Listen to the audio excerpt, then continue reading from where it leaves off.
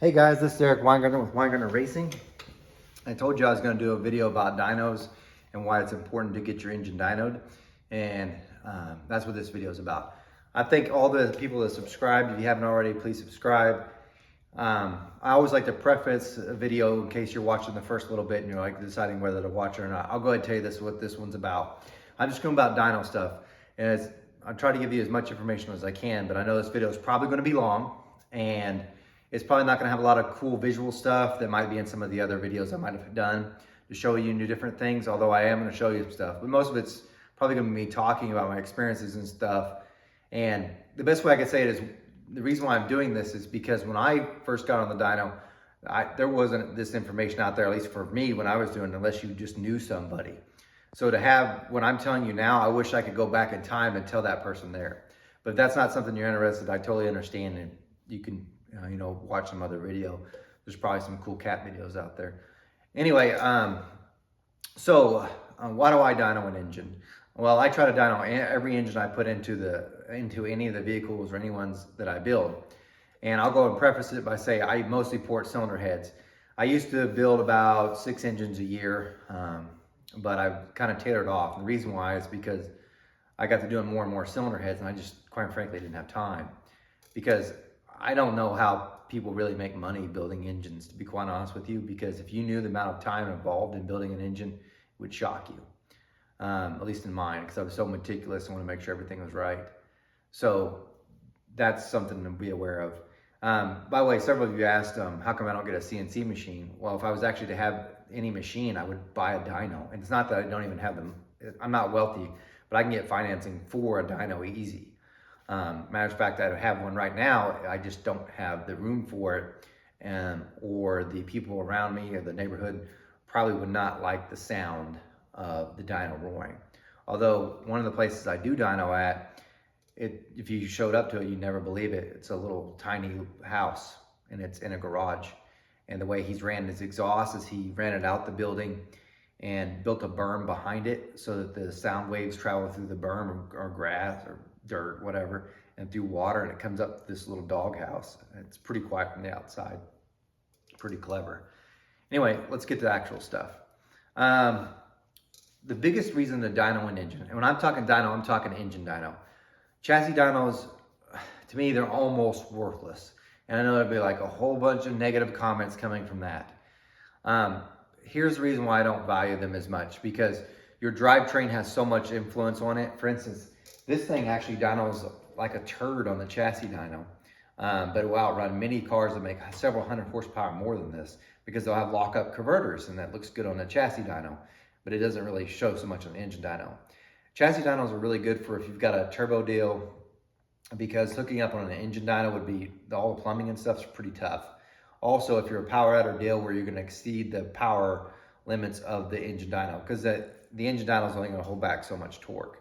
So there's that. But I still would say, if you're never doing a turbo engine, build the engine first and then take it to your shop and have them dyno it just NA. This way, you got the bugs worked out as far as the mechanical wise before you go putting boost to it, and you'd have a better idea. So there's something. But so one of the main reasons to do it is because you find problems easy.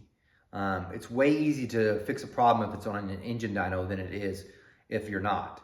Now, if you're not building an engine, then putting on an engine dyno doesn't mean you're not a good engine builder. That has little to nothing to do with it, because there's a lot of people that have dynos that are actually horrible engine builders.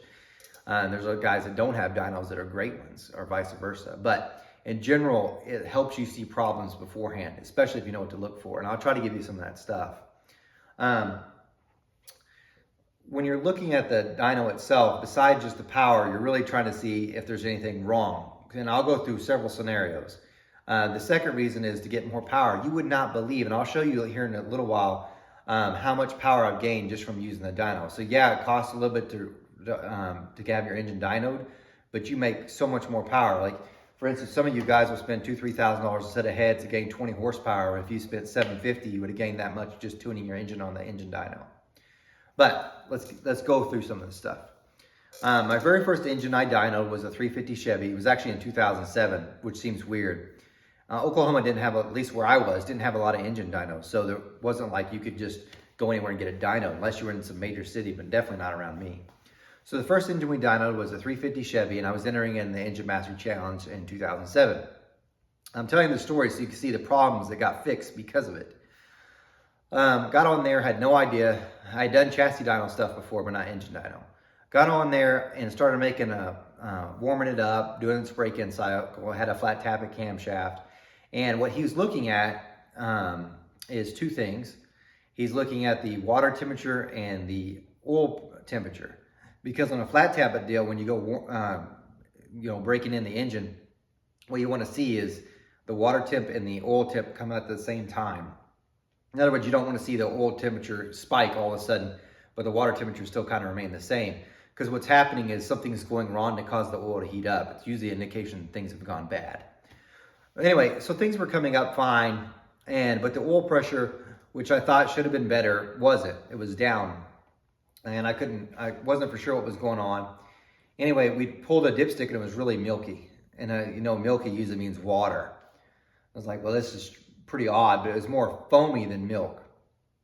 So anyway, he's like, well, let's just change the oil real quick. It's got the break-in stuff, and it came out like it looked super foamy. Anyway, the dyno operator, great guy, his name's Gary Dunsworth. He's in Enid, Oklahoma. That's where we dyno. He's like, I think you got something going on. So we made a quick decision, and easy to do, pull off the pan. I missed this during assembly. And if I had just put it in the car and ran it, I never would have known. And it would have ate the engine. Because it had 45 pounds of oil pressure at like 6,000 RPMs, had 25 at idle. So it wasn't like it was, whoa. What happened was, it was actually this block. It had main studs, and the oil pump was hitting the oil pump when I put it on. I must not have paid enough attention, but I learned my lesson. Because it's okay to make mistakes on the dyno just as long as you learn from them. But I went to put on the oil pump, and I guess I didn't realize, but the side of the oil pump was actually hitting the main stud. So it wasn't seating down all the way. So what was happening is half the oil was spraying where it should have, and the other half was spraying off to the side. Luckily, we caught it. We hadn't even made one pull yet. We were just in the warm-ups. So easy fix, take it off, and I'd used, that pump at the time was a Jegs brand one, and theirs are beefy, and I really like that pump. But the solution would be to notch it, and then it would clear the stud. We didn't have time. So we just grabbed a simple Melling M55 pump, bolted it back on, oil pan on. I think we're down total maybe 30 minutes. Fires back up. Go to make the first pull. Everything's fine on the engine as far as the vitals. Things are looking good. Flat tappet camshaft, everything's fine. And I'm expecting, this thing should make 500 horsepower because of magazines it was. Because you had Brodix Track 1, 227 CNC heads, about 10-to-1 compression ratio, and a flat tappet camshaft because the rules had that. It was like a 260, 268, too big, on a 106 lobe separation and a 560 lift. So in my mind, because the magazines, it should have made 5. First pull, 369. I was like, what? What in the world? Magazines sure do better. I don't know what I was doing wrong. So the first things you do when you make your first pull is you're only going to like 5,000. So here's some tips. Your first pull we usually make is to 5,000. And the reason why you do that is because you don't want to go all the way. You want to kind of check things over. And usually after that first pull to 5,000, you usually go from 35 to 5, sometimes 4 to 5. It's only going to 1,000 RPM span. But what you'll do is you'll pull off the valve covers, make sure everything's okay with the valve train. Because usually things, if you're a solid flat tappet camshaft or solid roller, usually the lash will change just from breaking in during that time. So you'll rerun the valves, and then you'll pull a spark plug, make sure there ain't something stupid going on, and put it back in, and then you'll warm it back up, and you'll go to 6,000, and you'll see what's going on. And it was still like, I think it come up to 370. It wasn't even close. And then we go, let's keep going, because at this point, you're going to keep increasing your peak RPM until you find where the engine stops making power. And I notice a lot of people post on the internet their dyno sheets, and you'll see it making peak power, say at 7,000, like let's say it makes 700, but at 69 it was making 698. So in other words, it's still sloped up on the dyno's chart, and they never saw where it nosed over, because I can't begin to tell you the number of times where the engine drops horsepower, and then a few RPMs later it picks it up. It's called a dip. So anyway, we were trying to find where it was making peak power, go a couple hundred RPM beyond it. So we got to 7,000, still make it peak. 72, it finally peaked, but let's take it 75, make sure it's not going to do something different. Even though it was totally worthless because the engine masters was only pulling you from 25 to 65, but whatever. Anyway, at that point, we figured out everything was there. Now we knew the engine was good to that RPM, but it was only making 380. It was pretty sad. So the next thing you usually go after is you make sure you've got enough fuel. You don't want to. You'd rather be a little slightly rich at this point, not lean. If you're too lean, you add fuel. Well, of course, it was slightly rich, so we're good. So at that point, now you go after timing. So you'll usually I started at 32 degrees, and then you bump up by a degree or 2 degrees until you get up to about 35, and definitely only go up by 1. Or you'll notice on the power, you'll gain, then you won't gain anything, and then you'll start losing. So it's kind of like crossing a mountain. Anyway, so that's what it was doing. I kept going up 2, and it gained like 6 or so horsepower. And Gary's like, at this point, we're at probably 26 pulls into it. So 26 pulls, and a lot of people only make 6 or 7. And it was still crap, absolute crap. I was so disappointed. So at this point, it was time. Gary's like, let's just go eat lunch. You go think about it, and we'll come back. So we came back. We switched to a different manifold, and it brought it up to like 400. But it was just a dog. It lost 40 foot-pounds of torque, and we really couldn't figure out what was going on. Well, at that point, I was getting kind of frustrated. So what I did was I kept adding more timing because he's like, I think you're out there because you only gained 2 or 3 last time. I was like, well, let's just try it anyway. So we did it again. It gained 2 or 3 again. And he goes, and Gary, the only reason why he said he was also saying you might add timing, but what's it at? And I was like, well, it's at 38. And he goes, well, this is one of the things for the dyno to do. There's an EGT, exhaust gas temperature. It measures how much heat's in the exhaust. That can also tell you how much timing you need. He goes, I think something's up because I think your timing, something's wrong. Because at 38 degrees of timing, I wouldn't expect to see EGTs this high. And it was way high, like something like 1400 degrees. The headers were going red. That's a clear sign you don't have enough timing. So if your header's ever red, you don't have enough timing. So like, put some more in it. And we kept doing it, and it kept climbing. So eventually, after it was all said and done, we had made 44 pulls. And if I looked by the timing, it was at 66 degrees of timing if I looked at the mark. And at that point, it had gone up to 480 horsepower. So I gained 100 horsepower on the dyno. So if I just put it in the car, I never would have known. In case you're wondering, well, what really happened? Did you really need 60 degrees of timing? Nope. Another builder error on my part. The timing pointer was in the wrong spot. So a lesson learned there. But point being is the dyno helped me make more power. Now I'll go through a couple more scenarios of things that went wrong on the dyno that I was able to spot. We'll just do this one. This engine I put on the dyno and went to Brian Gaines in Shakota. And we put it on the dyno. He has a Superflow power mark. And put it on the dyno and was doing its warm up and just checking, make sure it ain't got leaks or nothing, just like I was doing before. Now this is a solid roller, so I don't have to worry about so much the break-in with the cam. And this has a Cloy's front timing cover that's got the button built in. It's pretty easy to adjust, everything's fine. We're running about a minute and you hear the squealing coming. And good dyno operators will spot a problem that fast. And he's like, whoa, here's a beep, and shuts it right off. He goes, you got a problem. I go, I think I know what it is. And we pull off that front piece, and it was even though it's a roller bearing, for whatever reason, I had put assembly lube on it, not assembly lube, but break-in oil on that before I installed it. But I probably should have put assembly lube, and for whatever reason, it was starting to seize. So we hadn't made the pull, hadn't even got it up to temp, fixed it, easy fix. From that point, that never gave a problem again, and still has it. But this one, 24 pulls on, and each time it started gaining. So there's that one. So that's a little problem that the dyno solved. I'll give another example about jetting. In 2009, the Engine Master Challenge lets you run 2 carburetors, which tunnel ram. And this is the reason why I don't really like custom carburetor people, because of the 3 times I've used them, one was good and the other 2 were horrible. And this would be an example. I won't mention his name.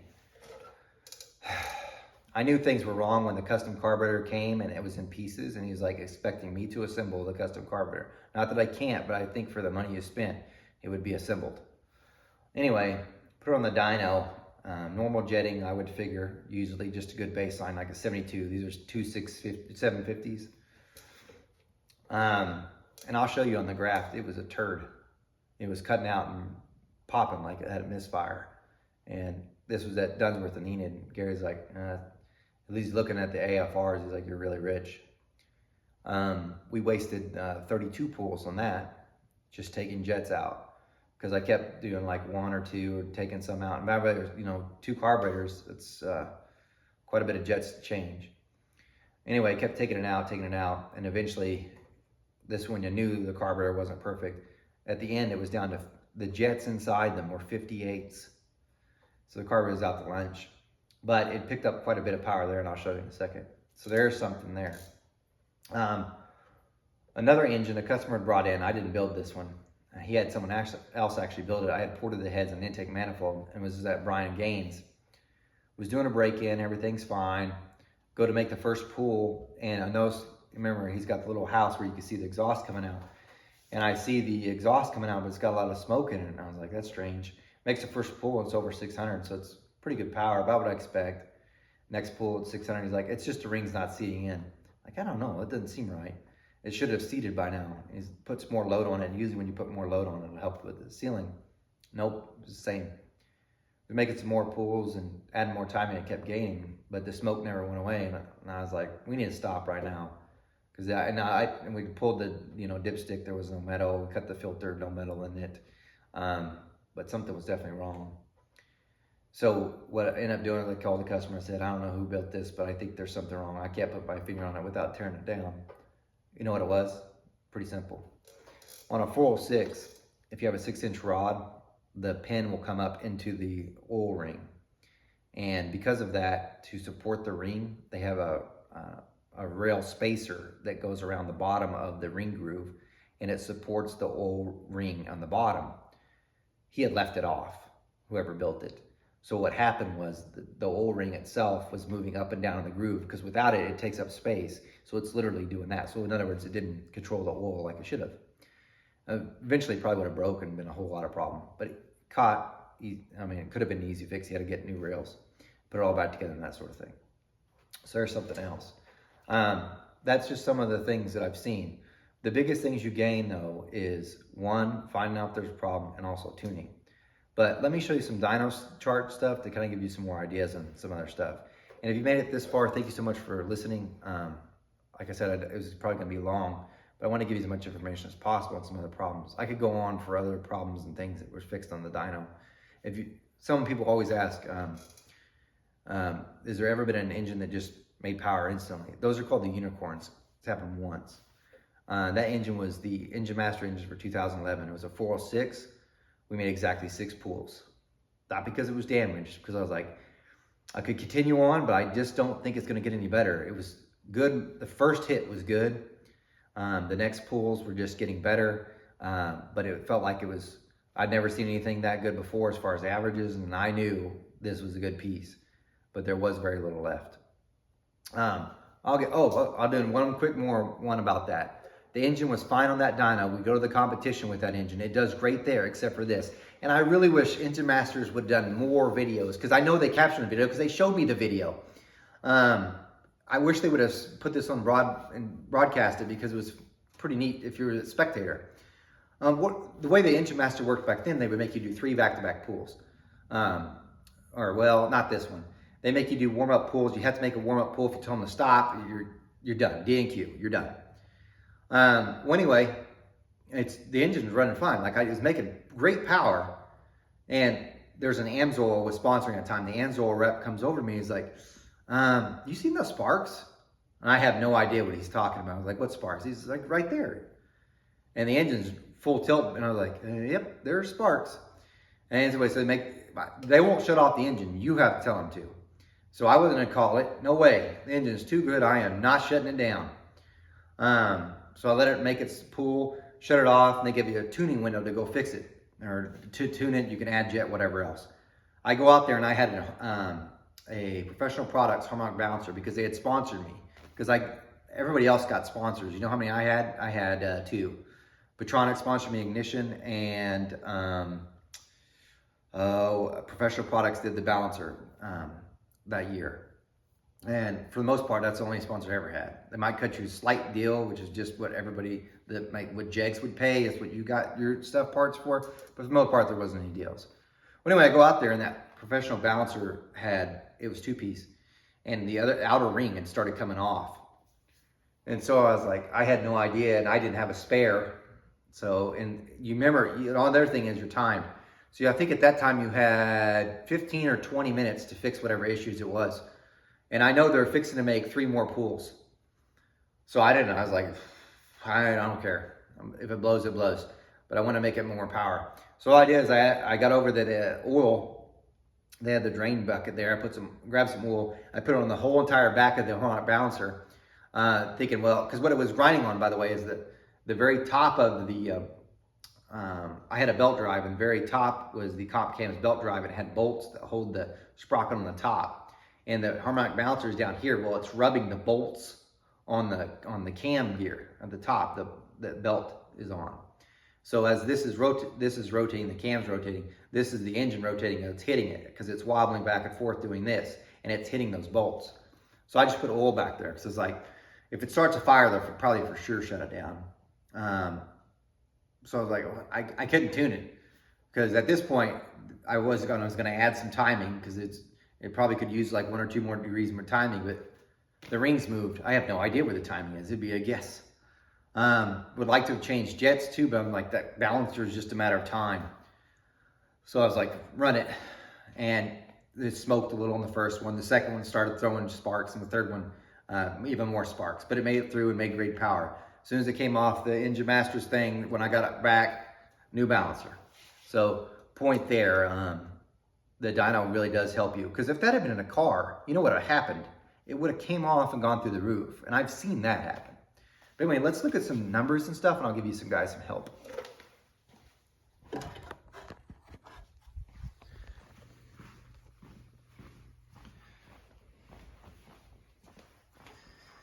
Okay, we'll go through some things real quick. All right, not that one. I just pulled some random ones.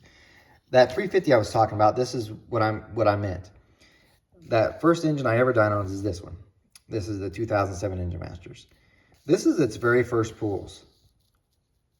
So you see it's right here. It's like 380 horsepower. This is the last pool coming off the dyno. This is the torque. This is the first torque. This is the horsepower. That's the end. That's how much horsepower it gained just being on the dyno.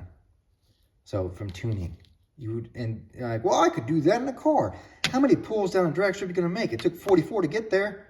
You won't make that in a season if you're trying to do test and tune. And good luck. You won't even get the same weather conditions. That's from timing. This is the one with the carburetors. Custom carburetors. This is the torque and this black lines are the torque and horsepower from the first pool. Look, I even thought it was going to valve float. I was like, whoa, nope, it got too rich. You couldn't take it. This is leaning it out after many, many pulls and the final pulls. See how much it gained? And it held it. Fuel. If I had tried to do that on a drag strip, it would take it forever. So lessons there. One thing about dynos is not all of them read the same. They're worse on chassis dynos, but they're, and I'll try to show you some, but they're worse definitely on chassis dynos, but even engine dynos can vary. Here's what I mean. This would be the 2014 Engine Masters. This is a big block Chevy, 477, kind of a nice deal. It made, this is at home, it made, or Brian Gaines dyno, made 811, okay? All right, this is the checklist they used to make you fill out that you had to do before you actually ran the engine. It has your bore and stroke, you claim cubic inches. See this? These numbers right here, these are your correction factors. And I'll get to that in a minute. Okay, and so you just saw it make 811. Same engine, didn't change anything. Now it's 763 at circled and 634 torque. So considerably down. You might be asking yourself, why? The raw numbers, the uncorrected numbers from this one and this are the same. It's the correction factor. That changed. This, when they were at the Engine Masters here, when they did this one, they used only the air. Superflows sometimes have a different correction factor that even jack the number up higher. And you might say, why do they have correction factors? The idea is that if I'm dynoing and say in Denver, Colorado on a mile high and in the middle of the summer, I should be able to read the same as someone that's at sea level dynoing there. Otherwise, everybody would just take their engine to get dynoed someplace close to sea level on cool days because their numbers will always be great. If you're at Denver, Colorado in the summer, your numbers would always suck. So they have correction factors to make everything equal, no matter where you are in the world, in theory. So, but the Superflow also has other ones that were like inertia and other things. And I think other dynos do too. But this one's strictly based off just the weather. So there's that. Now, as you can tell, it varied. And I'll warn you too about the Engine Masters. I'm showing this one right here. This is from the 540 I did at the Engine Masters. Now this was with the Dominator, but one year I didn't change anything. I was just trying to get they were giving $1,000 to the person that made the most horsepower and torque. I missed the horsepower one by 3 horsepower, but I didn't know what the other guy had, so I didn't. Had I known I was that close, I would have made a change to try to get 3 horsepower. But anyway, the first time this was at the Engine Masters, the 883. If you notice at home, this was with the Dominator, it was actually less than that. The year that this one was done, when they did this, that same engine, which made 883, or at the, sorry, 863 at the dyno competition the year before, went to 774. The engine itself changed none. I didn't change anything except in the corner. But just from them changing the stuff on the dyno. So things do change. Okay, so there's that. Like I said, probably too much information. But I want to show you one more thing on how you could tell something about dyno numbers. This is from 2009's Engine Masters, or not from Engine Masters, but for me testing the 2009 or 2008 engine. And I wanted to show you this. It was flat tap at 406. But I wanted to show you this because it can kind of help you. At the peak power was 570, and it made 490 torque. This is really what you want to look at when you have the charts, the dyno sheets like this. These are so important. So let me tell you why. You can kind of tell if the numbers are jacked. If I take my horsepower here, this line here, my peak horsepower one, 12.0, which means I should have taken jet out, but if you notice here, this is the air-fuel ratio. Typically, you want like 12.8. You could tell here it's way lean in here and starting to get fat, which means too rich. Really, you want 12.8 here. So it's probably using too much fuel, but you'll get the idea in a second. This dyno has a gauge that measures how much fuel is flowing through it and by how many pounds. And if I look at this, it's using 252.6 pounds per hour to make that horsepower. So you can use that number and this number to figure out your uncorrected numbers. So you could take away that correction factor that they used. And I'll show you in the math in a minute. By the way, you can actually almost tune off these two if you really want to look at them. If I see a 509, like let's say they never showed me AFR, and I see a 509, I know I'll take out jet because I'd better get it like it should be in the 447 range, 440, like the average is. But that's rich, which shows here too. But anyway, here's what you could do with it. You take your pounds per hour, you divide it by, this is the brake specific fuel consumption. That's pounds, how many pounds it took of fuel to make the horsepower. So if I take 252 pounds divided by the 509, that's how many pounds it took to make the horsepower. That gives me an uncorrected horsepower of 496.2 horsepower. So in reality, even though this engine says it's making 570, at the exact moment this is being dynoed, it made 496.2, uncorrected. So if I was going to the track racing it that day, the car would show exactly 496.2 horsepower, not 570. So anyway, there shows you uncorrected. And you're like, well, what can I do with that? You can actually figure out what correction factor they're using by doing this. Take your corrected number, 570.2. I divide it by my uncorrected number, which I just told you how to figure out. And that tells me, you divide these, and it's got a 16, it'd be 116%. So it's 16% corrected, which is like, wow, that seems really high. Look at the date when it was done. That's 8/29 of 2008. That's in Oklahoma. I'll go ahead and straight up tell you that was probably 104 degrees and you had a humidity of 75. So horrible error. Chances are it's probably about that in reality what it really would have been. So not a lot from that. Now Superflow typically has one. This is a 902, and for whatever reason, his dyno doesn't correct as much as Gain's, which is power work. Don't ask me why. But anyway, there's that. Now there's one more quick thing I want to show you, and I know the video is already long, but if you've got a Holley Sniper system, you can already kind of do this. This will get you in the ballpark of figuring out actually how much horsepower you're making without being on a dyno. So let me get my laptop.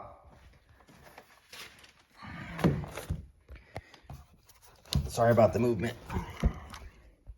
Okay, let me find my face. Okay, I'm gonna pull up my Holley software. I know I don't want to clog in the... Okay. I'm downloading my Holley Sniper EFI from the truck. And if I say open a configuration file, let's see if I can find it. My custom cows, which my latest one should be the date.